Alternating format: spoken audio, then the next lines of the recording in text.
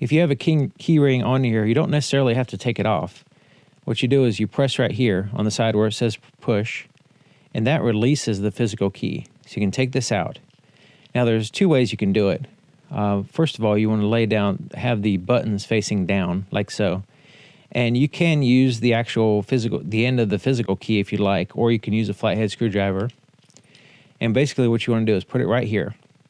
You can see right in here there's a space. Not the place where the key came out, but the other way, right here. And what you want to do is you can use a flathead screwdriver, it's probably best, but you can turn this and basically release the two halves. But you go ahead and set the keys down, and then this is where you have to be careful because things can fall out. So this cover comes off, and now would be a good time to clean up inside here as well with like a Q-tip or whatever. But you notice it has a seal and stuff, but this part right here is loose. It can just fall right out. This piece can come out, and then you have a seal there that can come out. Buttons can fall out and all that stuff. So you want to just kind of not mess with it too much.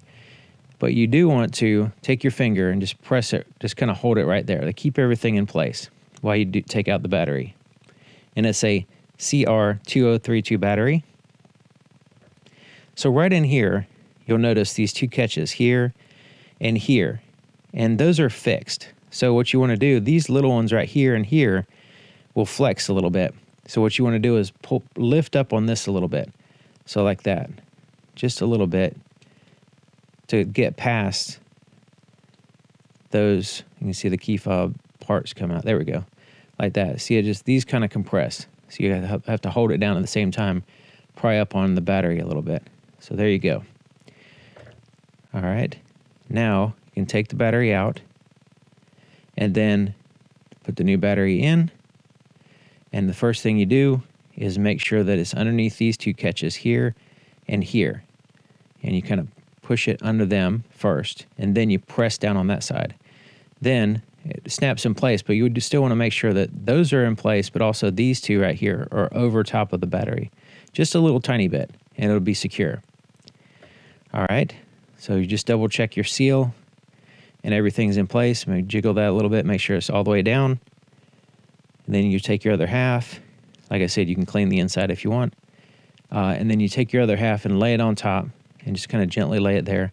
Jiggle it a little bit. Make sure it's lined up properly before you start pressing on it. Then, without pressing the buttons on the other side, you kind of start snapping it in place.